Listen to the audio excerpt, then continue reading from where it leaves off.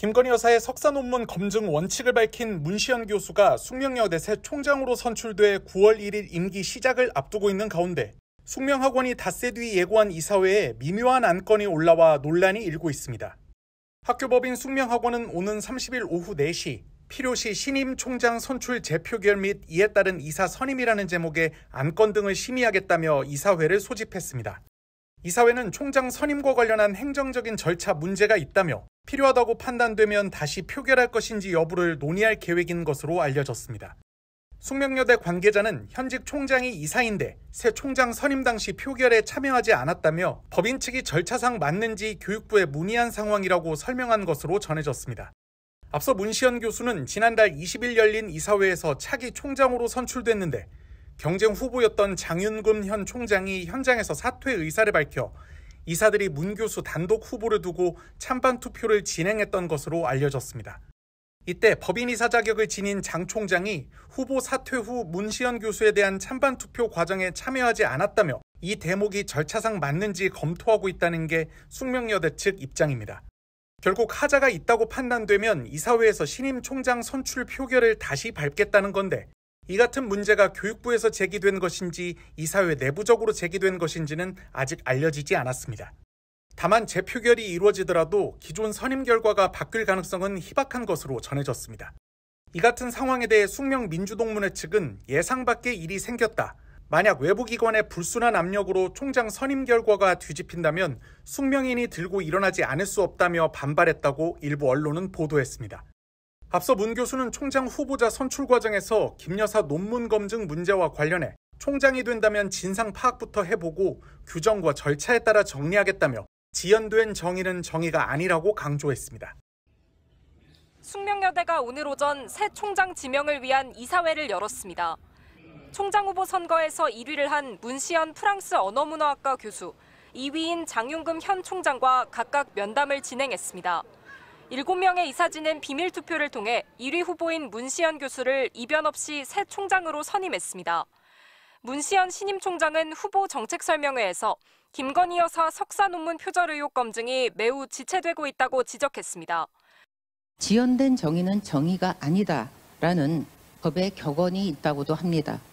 제가 만일 총장이 된다면 우선 진상 파악부터 해보고 문 교수는 당선 후 공식 입장문을 통해 막중한 책임감을 느끼며 명문 대학으로서의 숙명여대의 위상을 높일 수 있도록 노력하겠다고 밝혔습니다. 숙명여대는 독일어가 파울 칼레를 연구한 김건희 여사의 석사 논문 표절 의혹에 대해 지난 2022년 2월 예비조사위원회를 꾸려 조사에 들어갔습니다. 10개월 뒤 본조사에도 착수했지만 2년 4개월째 논문 검증 결과를 내놓지 않고 있습니다. 김 여사 논문 검증 발표를 촉구해온 숙명민주동문회는 대학과 교수가 해야 할 일을 하지 않아 숙명의 가치를 떨어뜨린 현 총장에 대한 심판이라며 환영했습니다. 어떻게 실제로 그 진상 규명을 위해서 어떻게 하실지는 정확하게 나온 게 있지 않기 때문에 거기에 대해서 좀 묻고 그렇게 이걸 시작을 생각하고 문시현 교수에게 96%의 지지를 보냈던 학생들도 기대감을 나타냈습니다. 학교 관련해서 안 좋은 이슈이기 때문에 그런 걸 좀 깨끗하게 해결하는 방안으로 나아갔으면 좋겠습니다. 문시현 신임 총장은 오는 9월부터 임기를 시작합니다. MBC 뉴스 송재원입니다. 지난해 표절 의혹이 제기된 김건희 여사의 숙명여대 교육대학원 석사 논문.